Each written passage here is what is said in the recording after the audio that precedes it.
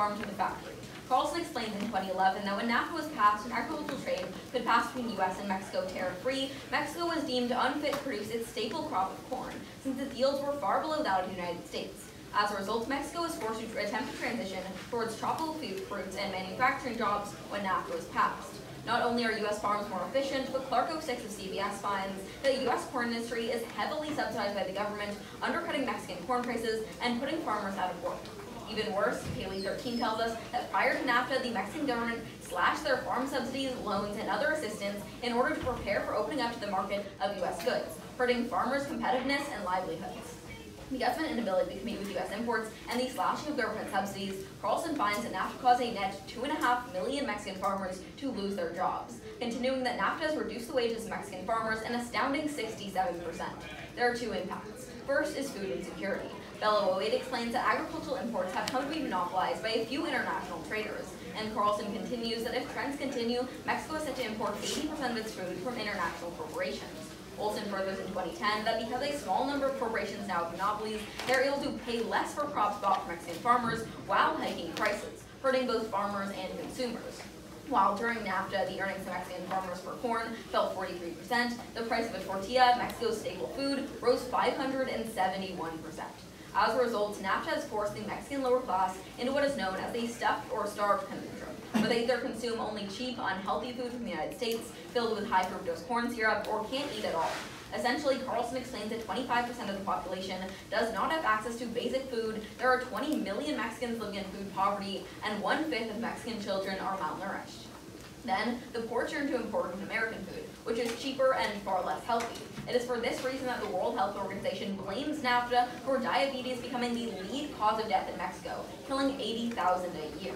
The second impact is displacement.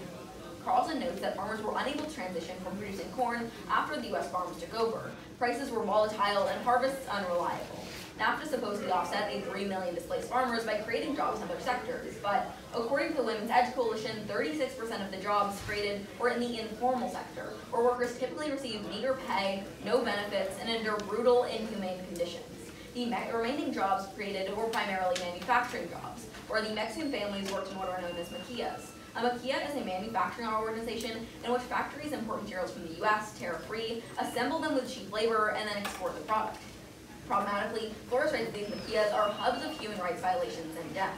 The International Federation for Human Rights quantifies that the average pay for these workers is a meager $2 per hour, and workers typically work more than 18 to 20 hours a day.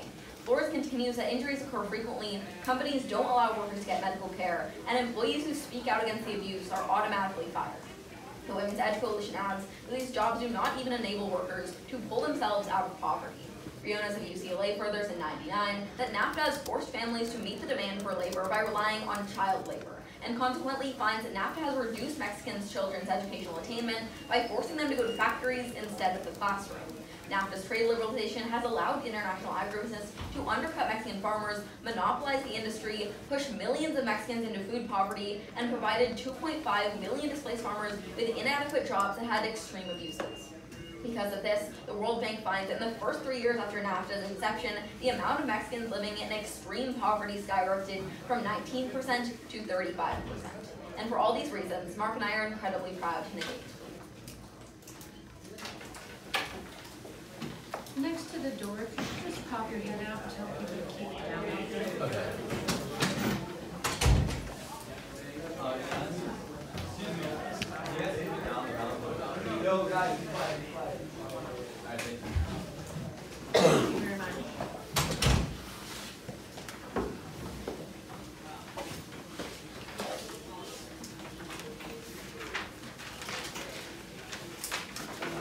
Everybody ready? Let's begin. We affirm our first contention is irrigating Mexico. According to Russell 01 of IDB, 28,000 Mexicans died annually due to lack of clean water access prior to NAFTA.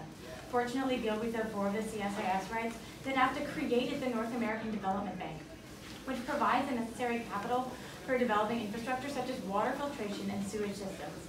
The NADB has been extremely effective, as Gutierrez 15 of the Wilson Center finds that it has facilitated access to clean drinking water for over 4 million Mexicans and has increased wastewater sewage treatment to cover 87% of the country. However, there's still much work to be done. as Garcia 16 of The Guardian reports that 10 million Mexicans still lack access to clean drinking water and have to use 20% of their income to get it. The U.S. thus needs to maintain its participation in NAFTA, as Gutierrez observes that the U.S. Environmental Protection Agency provides millions of dollars and plays a significant role in these infrastructure projects. Because cleaner water translates to healthier people, better productivity, and more business development, the World Health Organization found in 2005 that for every 0.3% increase in investment in clean water, real GDP growth increases by 1%. Our second contention is connecting Mexico. On the heels of worldwide trade and investment facilitated by NAFTA, Mexico's high-tech industry is booming, bringing with it substantial improvements in living conditions and growth. NAFTA has increased the spread of the internet in Mexico by facilitating investment. As foreign corporations expanded their operations into Mexico, they developed key infrastructure to make them more efficient. As a result, Gertz 18 of the Brookings Institute explains that NAFTA has increased the share of FDI in Mexico 3 times over. That's important because Calvo 6 of the University of Oxford finds that doubling foreign direct investment in Latin American countries reduces the poverty rate by 5.3%. Without American participation in NAFTA allowing Mexico to access the vast domestic market, foreign companies wouldn't have an incentive to invest in Mexico. Foster 05 of Arizona State University furthers that FDI has played a significant role in the development of Mexico's connectivity infrastructure by infusing capital into the broadband industry. Overall, Amachi 18 of Nearshore America reports that currently 60% of Mexicans use the internet, with that number greatly increasing as the arrival of foreign telecom firms have driven internet prices down by over 80%.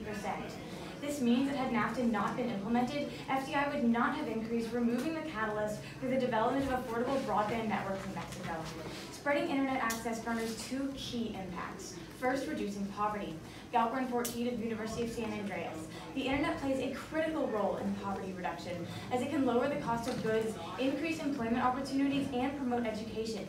In a case study of rural Latin America, Galperin found that wages on average increased by 7.5% just 1 year after receiving internet access. This is why Xu of the CCU 13 finds that a 10% increase in internet penetration rates prompts real GDP growth to increase by 0.6%. Because a rising tide floats all boats, the OECD concludes that economic growth is the most powerful tool for reducing poverty in developing nations. On the whole, West 15 of the Brookings Institute writes that internet access can kickstart inclusive economic growth, create jobs, and lift millions out of poverty. Second, curbing corruption. The Council on Hemispheric Affairs 13 explains that internet access in Mexico has facilitated an increase in electronic media, a unique medium that allows ideas and information to spread rapidly, providing a powerful tool to fight corruption. In fact, Roshiko 9 of the University of Pennsylvania quantifies that as internet adoption increases in a developing nation, its democracy score increases by 80%. This is critical, as the traditional Mexican media is stunted by both criminal and political forces, allowing the government to remain complicit in passing ineffective and corrupt policies. For example, Akron 17 of The Guardian reports that previous lack of clear political discussion in Mexico has allowed corrupt politicians to pass ineffective policies to combat the drug trade, which has killed 200,000 people in the past decade alone. We are proud to report. And I'm ready for class if you are. I'm going to call for a couple cards, either after or before class. The first one is Foster 2005, FDI has played a crucial role in broadband, and then the one right after that, which is 60% of Mexico uses the internet. Okay, so I've got Foster. It was Foster and Amachi. Amachi's 60%. Oh, okay, that's Amachi's 84%. Oh, And Amachi is better. yeah. Here's Foster, and Do you mind if he just reads it during class? I'd actually prefer for him to read it now. Okay, that's fine. Which one? This is Foster? This is Foster. Okay, so right now.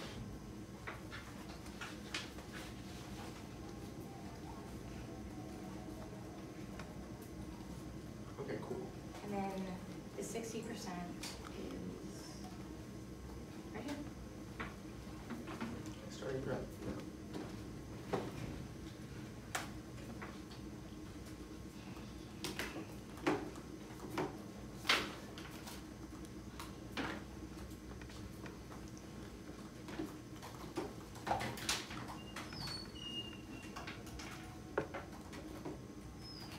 Okay, thanks.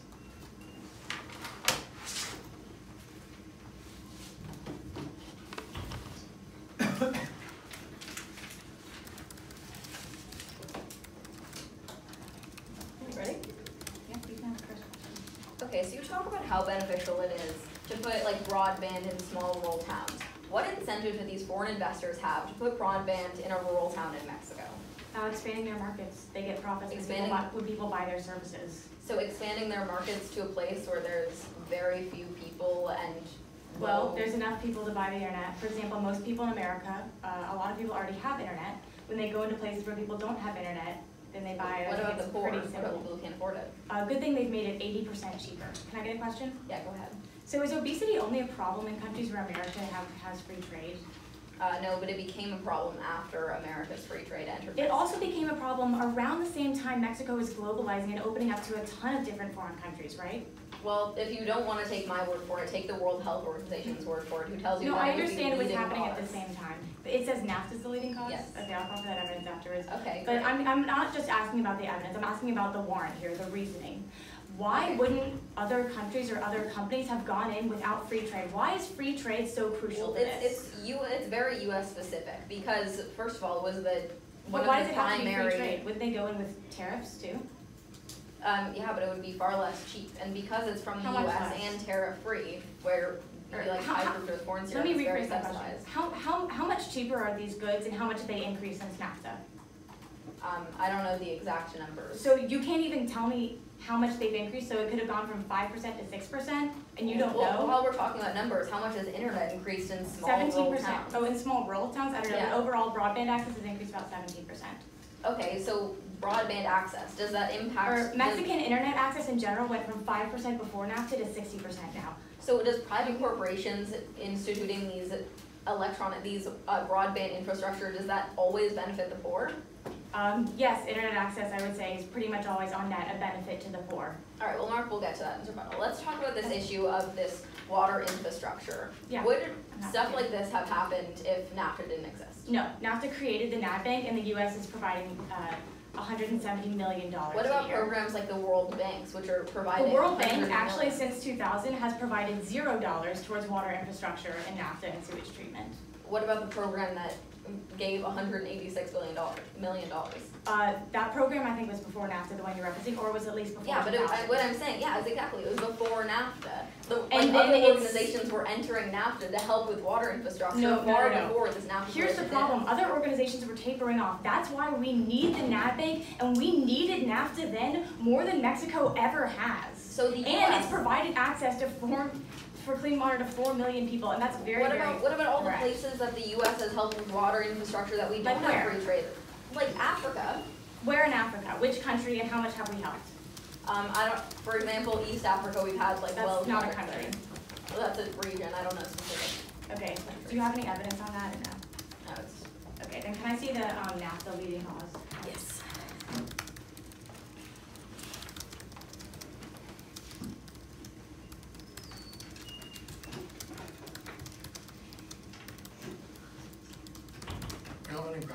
No, they're looking for I'm the getting, cause. yeah. I'll start prep right now, Oh, just because I'm copying while he's looking, so. okay.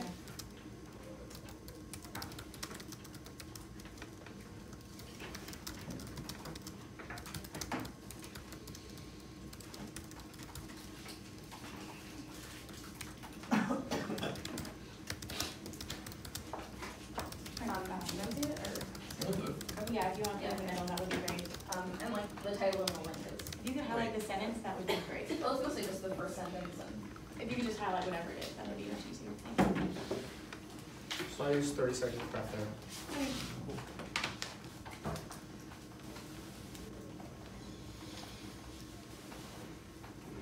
Yeah, sure. Okay. Thank you so much. Starting at it now. I meant the one that said, or actually, if this is the right And, sentence. for yeah, sure. and the title is Okay, thank Under you. NAFTA Diabetes. Yeah, I understand. It was 4 seconds. Alright, I'm gonna run a little bit more prep. Starting prep now.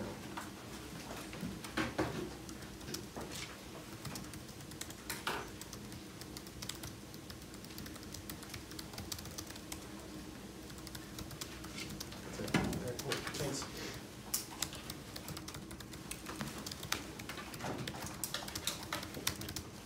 That's 40 seconds used in total.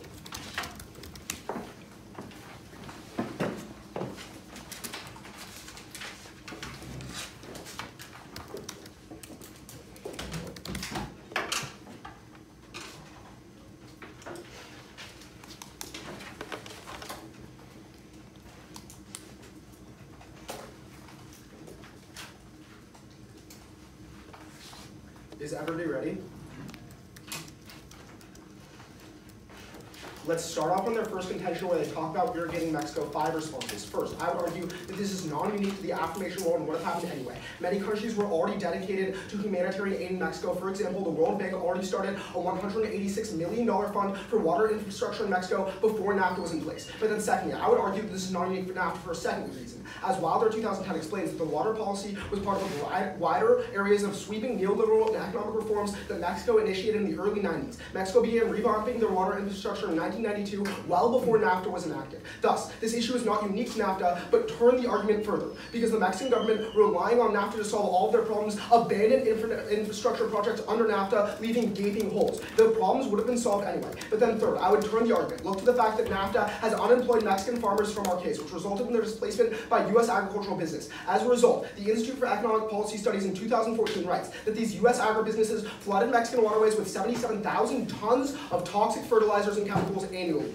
For this reason, Parsons of Brown explains that in 2016 that NAFTA increased water pollution in Mexico by 30%. It didn't improve water quality, it only increased pollution. But then fourth, I would argue that this clearly didn't work as they tell you in case that 10 million Mexican citizens lack access to clean water. That means that NAFTA hasn't been as effective as they say. But then fifth and finally, I would argue that poverty reduction is a prerequisite to any kind of meaningful strides in access to clean water, because they tell you in their case that citizens have to pay a lot of money for water in Mexico. With that, let's move on to the second contention where they talk about connecting Mexico. A couple of overview responses. First, I would say that the cards they read in this contention are incredibly non-specific to NAFTA and Mexico. Make them show a causal link that's specifically NAFTA that increases internet access, but then furthermore, make them show that it's specifically internet access in Mexico that's good. I'll go on to why this is important later in the contention. But then secondly, I would argue that even if FDI is increasing, that doesn't commonly go to internet access in Mexico. I would argue that it's especially not the case for NAFTA. The Sierra Club reports the vast majority of investments during NAFTA has just gone to maquiladoras, in which the maquiladoras exploit their labor and have no vested interest in giving their workers Google. But furthermore, their card about increasing internet access is not specific to NAFTA. That's going to be really improbable because the internet access that comes in from NAFTA, because the FDI that comes in from NAFTA is going to maquiladoras, not internet access. But thirdly, I would say that Lerman 15 reports when analyzing growing internet infrastructure and trade agreements that while multiple free trade agreements with Mexico is involved in contain provisions for improving broadband capabilities, NAFTA is not one of these agreements. That's going to be really important because insofar as their card is only specific to free trade and not to NAFTA, I would argue it's the other free trade agreements that are improving internet infrastructure in Mexico. But then, let's move on to another response. Realize that I called for their card, about 60% of the Mexican population has access to the internet. They're kind of misrepresenting the card. It says 60% could have access to the internet, but the majority of those people aren't using the access because they can't afford it. But Montiel 16 explains the internet access in Mexico is still extremely limited and regressive. As a result of poor internet infrastructure, 25% of households have access to the internet. Furthermore, these are clustered in the upper class. Montiel furthers that even if private actors increase internet infrastructure in Mexico, it only offers better broadband to those who have access, and the lower class is further marginalized. But furthermore, let's move on to their impacts. About the impact of poverty, none of the cards are specific to Mexico when it says that internet access decreases poverty. This is problematic because according to the Mexican national statistics, Mexico's poverty rate of 55.1% in 2014 was higher than the poverty rate in 1994, and as a result, there are 20.5 million more Mexicans in poverty today than there was when NAFTA was enacted. Wallet 14 furthers that as the prices of basic consumer goods increases, real wages in Mexico can't keep up, which is why a minimum wage earner in Mexico today can buy 38% fewer consumer goods than on the day that NAFTA took place. That's going to be really important because these cards specifically tell you the situation in poverty in Mexico has not gotten any better, but then furthermore, I would argue the current administration is solving that for the corruption. I would say that we outweigh it in two ways. The first is strength of link because all of our cards are directly specific to NAFTA, theirs are not, but then the second way is because poverty reduction is a prerequisite not only to getting access to water, but also to getting access to internet because you have to have money before you can access the internet. For all of these reasons, I am proud to negate.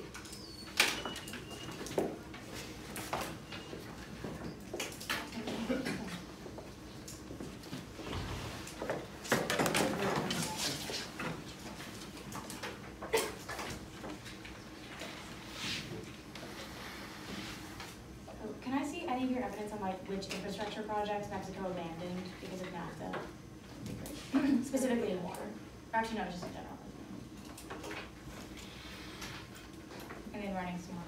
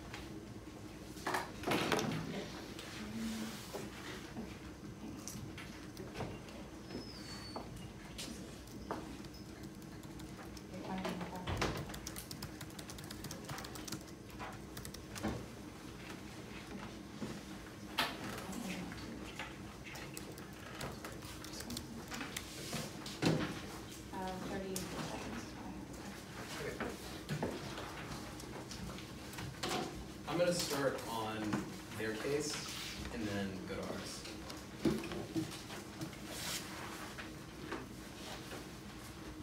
Okay. Is everyone ready? Starting time now. First of all, while the harm to farmers they discussed are important, none of their evidence actually determines a causality to NAFTA. Instead, just blaming one on the other because they happen at the same time. That's important because a statistical analysis examining several studies finds that NAFTA cannot be held responsible for the poverty of rural farmers in Mexico. Two justifications. The first is that not only was the decline in Mexican producer prices a trend that predates NAFTA by more than a decade, but the decline in prices after 1994, the year of NAFTA signing, was, quote, not statistically significant or different from the previous price drops. Second, according to FICE of the World Bank in 2004, if a single price drives two separate markets, then the price trends in the two countries should equalize. This is known in economics as the law of one price. Mexican and American producer prices, however, have been diverging since 1996, indicating that NAFTA and the U.S. dumping cannot be responsible for Mexico's agricultural woes. Even more so, recognize that the problem ultimately stems from Mexican policy. Mexico, A, has always had the ability to address U.S. dumping after NAFTA, but has literally never done so, and B, chose to accelerate the opening of its corn sector from 15 years gradually to immediately in 30 months. That's important insofar as many of the other OECD countries with whom Mexico trades also massively subsidize their agriculture, according to Patton of Western Michigan University in 2017, meaning that trade with the US is not uniquely harmful. The impacts would have been triggered in either world. But then on their first impact about food insecurity, Carlson 3 of the Americas Policy Report outlines two reasons why Mexican or American agribusinesses will always outcompete Mexican farmers. A, American agribusinesses enjoy subsidies, allowing them to price crops lower than Mexican farmers can match. This, quote, occurs independent of NAFTA because Mexican government programs to help farmers have disappeared because they followed IMF prescriptions, not because of NAFTA. But second, they find that American agribusinesses enjoy larger economies of scale that improve efficiency in production, preventing small Mexican farmers to compete. Realize that a massive multi-billion-dollar agricultural industry is always going to be able to produce food at a less and a more efficient price than a small rural farmer in Mexico. Whether or not we had NAFTA, the prices would have declined in either world. But then on obesity, a couple of responses. First, you can de-link it as Knight and Box 17 of Medium writes that when controlling for confounding variables, it found that rapid income growth and a more sedentary urban lifestyle among consumers is actually what triggered the obesity epidemic drop in health. That's why Taiwan, a country not participating in free trade with America, has had a similar, pretty much the exact same trajectory towards obesity as Mexico, because it was caused by globalization in the 90s, not by America specifically. But second of all, Mexico began liberalizing at the same time NAFTA was created. This epidemic was an inevitability of a country that wanted to integrate itself into the global market. That's why when we called for their evidence, it literally just said that the two happened at the same time. But third, you can turn it against them, as the COHA writes in 2016 that NAFTA eliminated pharmaceutical tariffs, driving the cost of medicine down. Because of NAFTA, they find that, quote, Mexico now has the largest rate of cheaper generic drugs in the world. This outweighs in terms of Mexican health, because this is a benefit that everyone who has a health problem in Mexico gets a benefit from, not just those who suffer from one specific illness. But then on displacement, they talk about maquilas a couple of responses. First, it's non-unique. As Gerardo 96 of Simon Fraser University reports, that the Maquiladora program was created in 1965 by the Mexican government, and between 1980 and 92, it increased its workers by 400,000. The demand existed before NAFTA. But second of all, Rubin of the Center for Latin American Economics writes in 2001 that competitive pressures meant that if the Maquiladora plants had not been built in Mexico, they would have gone to other East Asian countries or places like China, meaning that the abuses they talk about are non-unique. They would have happened either way. But then you can actually turn the argument against them for a couple of reasons. Rubin furthers that NAFTA uniquely made the Maquiladora program less attractive for two reasons. First, pre-NAFTA, Maquiladora programs were attractive because they were duty-free. Under NAFTA, everything became duty-free, so Maquiladoras were not the only place people wanted to invest. But second of all, NAFTA's environmental regulations are stricter for Maquiladora factories than any other Mexican manufacturing factories. That's why Grubin finds in a statistical analysis, and remember here, their evidence is not causal. Grubin finds when he actually controls for the variables that NAFTA had a negative or net zero growth on Maquiladora programs. For these reasons, we're proud to negate.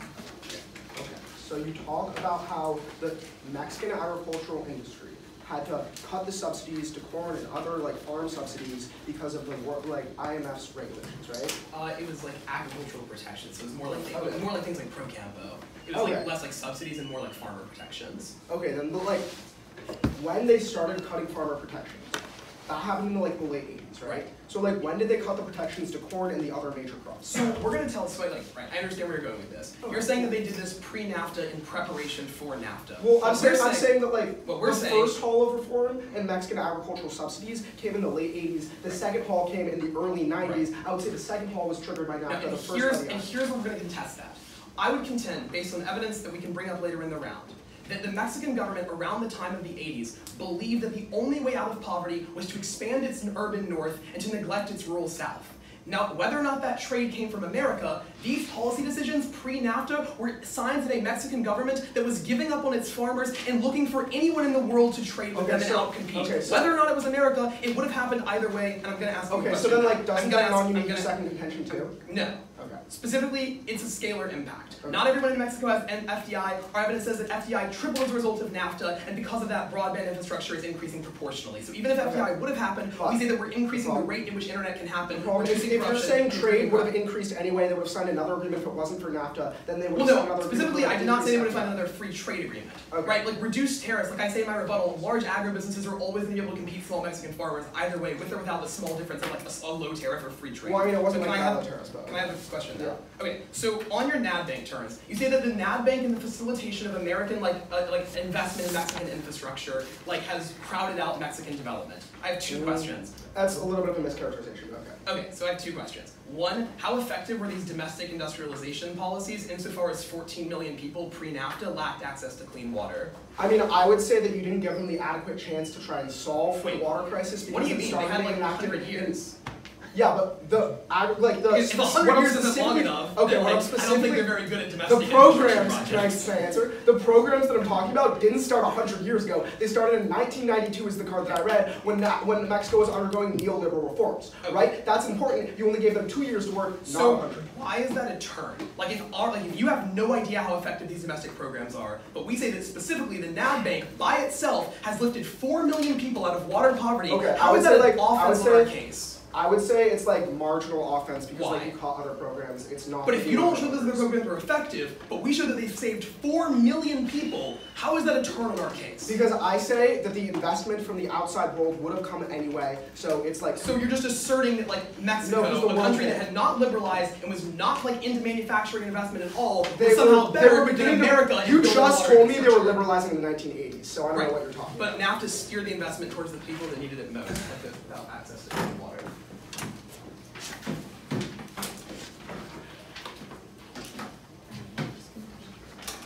Using prep? Yeah.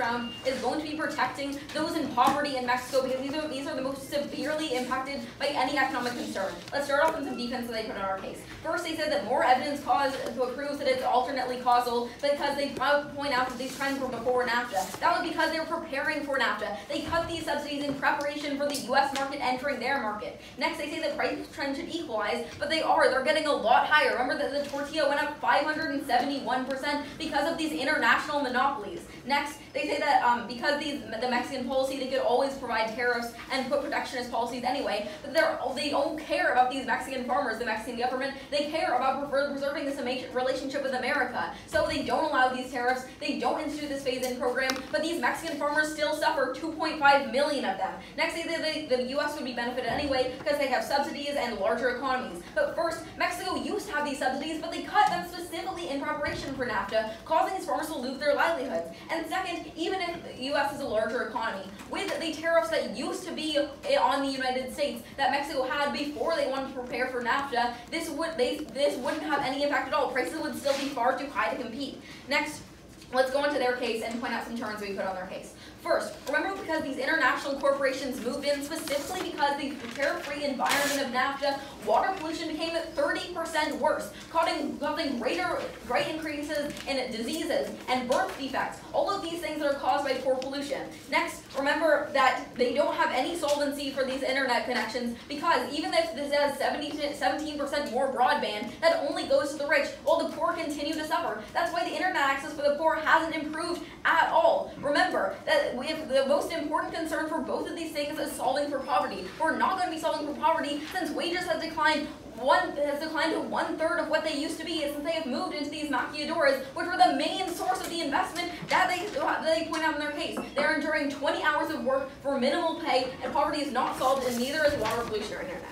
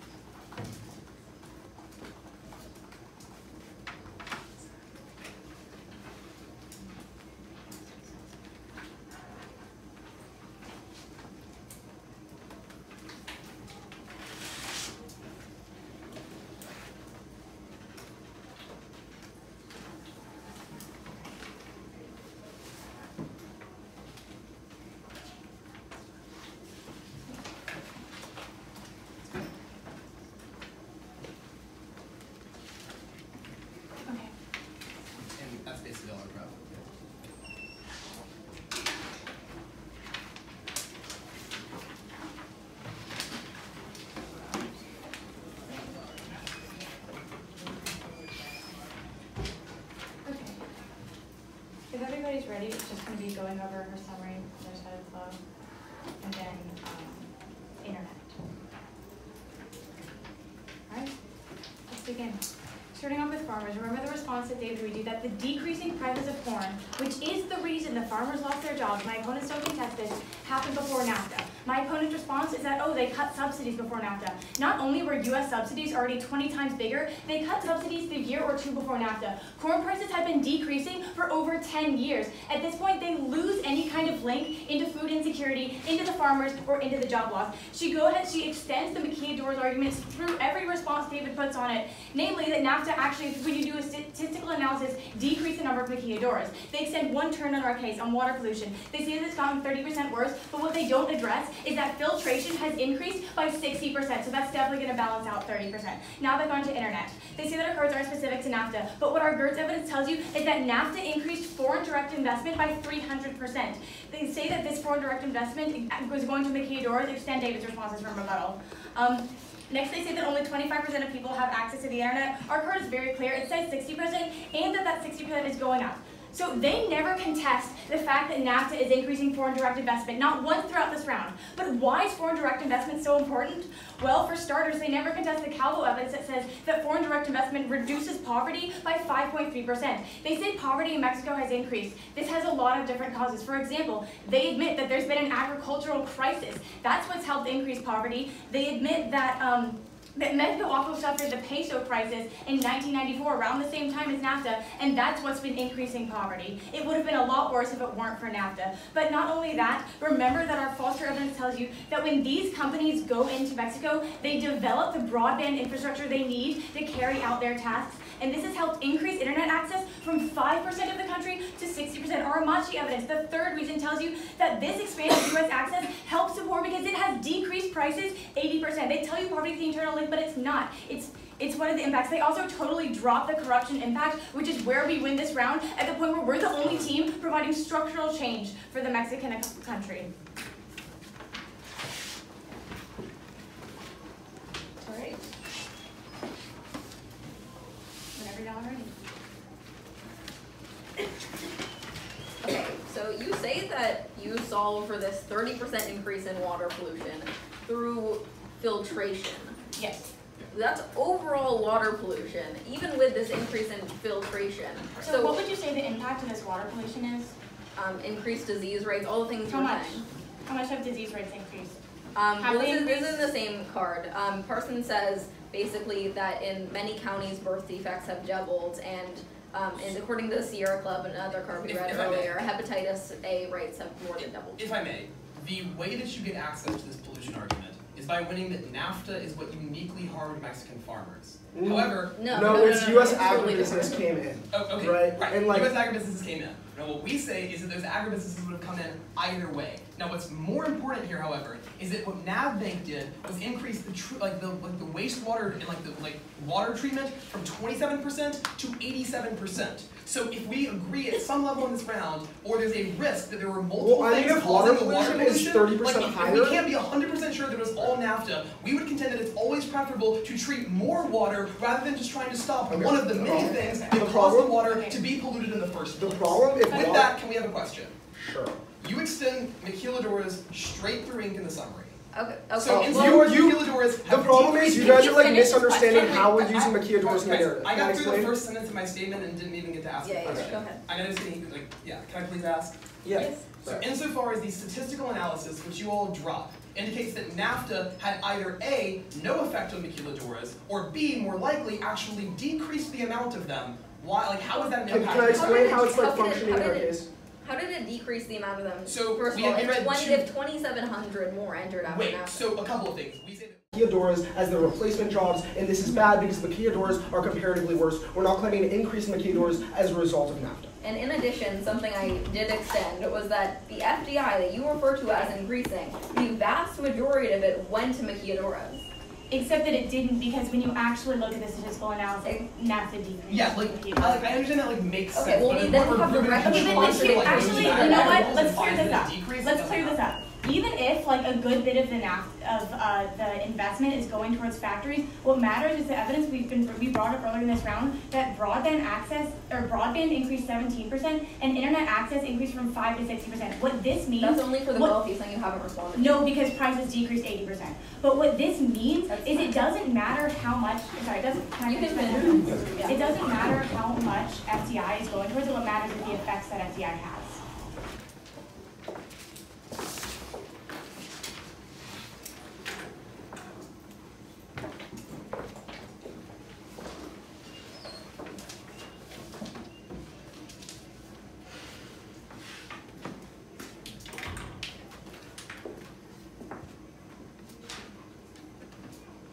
Is everybody ready?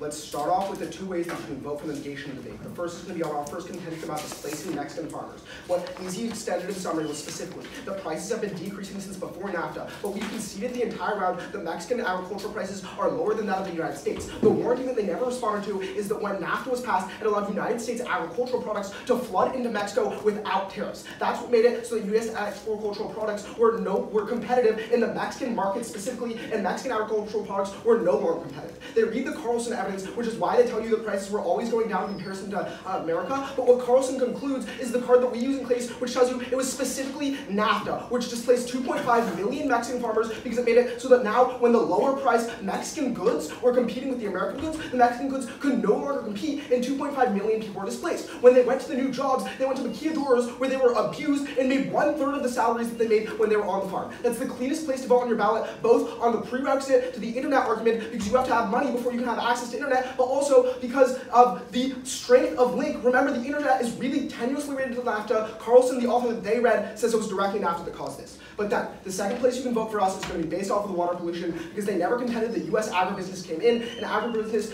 increased pollution to waterways by 30%. That's going to be really important, because even if filtration has increased, on-net pollution has increased by 30% in waterways, meaning the water has gotten worse. But then, let's move on to why you can't vote for them on our internet. On the link level, 3 things. The first is that they dropped the companies don't actually invest in broadband in NAFTA. That's really important. They actually invest in maquiladoras. When you're specifically looking at NAFTA, that's the card that I read in rebuttal, but furthermore, the card that they read in FDI was not NAFTA specific. But then secondly, I would argue that they also dropped the response that when companies have broadband, they don't pass it down to the consumer. They just make it so that their internet is faster, but unless you have access to the internet, you can't benefit from this. But then finally, on the 60% versus 25% of who has internet access? The way you're going to be deciding this is calling for their cards. They say 60% has access, but can't afford it, so don't use it. And then the internet. Is everyone ready? Okay.